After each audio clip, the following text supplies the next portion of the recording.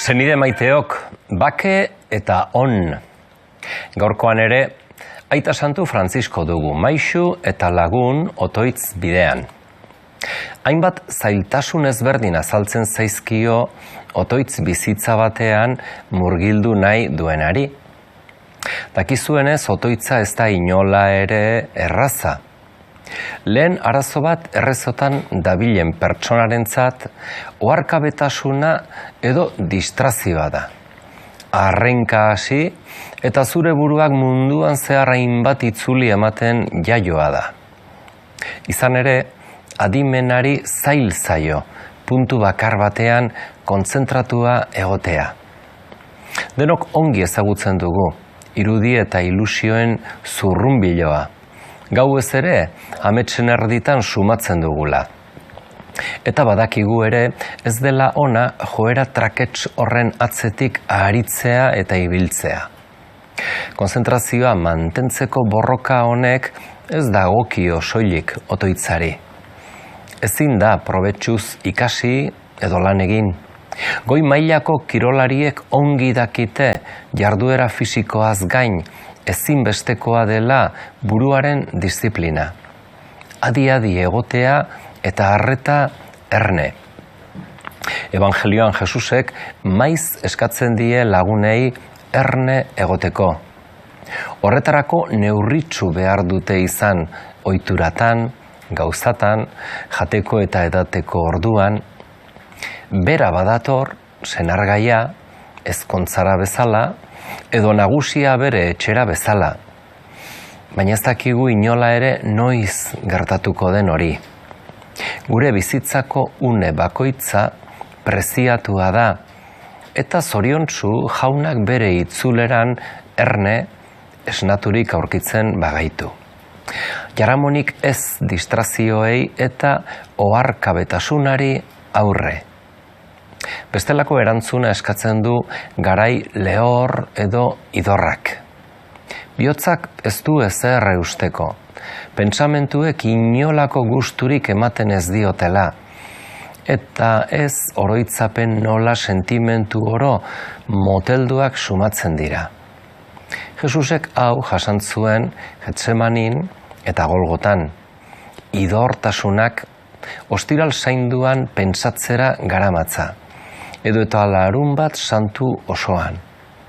Jesus ez dago, hilobian da, hilik da, bakarrik gaude. Eta lehortasun guztien sustraia hementxe dugu hain zuzen.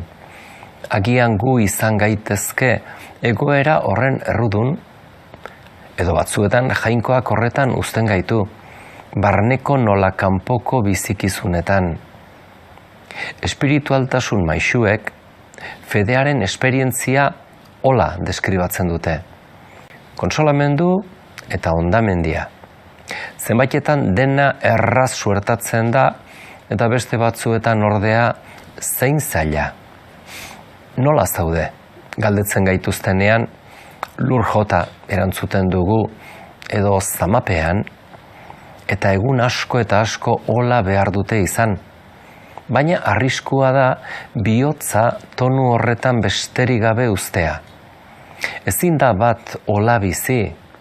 Bihotza gris dagoela ezinezkoa da lehortasunari erantzun egoki bat ematen.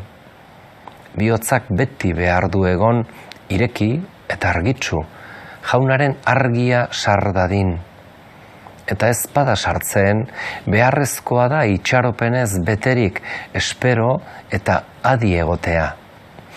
Eta inola ere ezin dugu tristezian edo etsipenean besterik gabe bizia utzi. Bestelakoa da monjeek azedia deitzen zioten hutsa. Otoitzaren eta bizitza kristauaren aurkako tentazio garbia. Azedia hori, lastasun edo garrastasun modu bat da, nagikeriak eragindakoa, aszesia ustearen ondorio, erne egoteari ukatzearen eta bihotzaren utzikeriaren fruitu mingotsa garratza.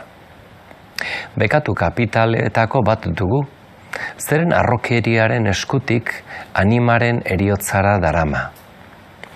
Zer egin bada, harrotasun eta lur jotzearen arteko joko horretan, beti eta utzi gabe erantzun beharra dago. Benetako espiritualtasunean aurre egitea ez da estasiak biderkatzea eta ugaltzea, baizik eta denbora zailetan irautea. Asisko Frantziskok bezala, aurre egitea beti, naiz eta gaizki hartua izan, naiz guztiak zentzu osoa galdu duela irudi. Santu guztiek zeharkatu dute bailara ilun hori, eta ez gaitu harritu behar beraien bizitzako kontakizunean hain maiz gustu gabeko otoitzak izatea. Ikasi beharra dago esaten, naiz eta dirudien zuk ere denetarik egiten duzula nik otoitza usteko, hala ere nik hemen jarraitzen dut otoika eta eskaka. Batzuetan ere, jaunaren aurrean kexuak agertzea otoitz modu bat izan daiteke. Emakume xahar batek zioen lez, jainkoarekin haserretzea otoitz modu bat da ere. Aitatzat hartzen duelako jainkoarekin haserretzen da bat. Guk ere, Job bezain santu ez garenok, badakigu azkenean jainkoak erantzungo gaituela. Aita, zergatik hau, eta aita zergatik ura galdetzen dute aurrek hainbat gauza ulertzeko gai ez direnean. Baina erne, umeak ez du aitaren erantzunik entzuten. Aitak erantzun orduko umeak beste galdekizun bat egin dio. Soilik, aitaren begirada bilatzen du. Guk ere, jainkoari gure miseria eta zailtasuna agertzen diogu. Gure hitz garratzenak eta gogorrenak ere hori bilatzen dute.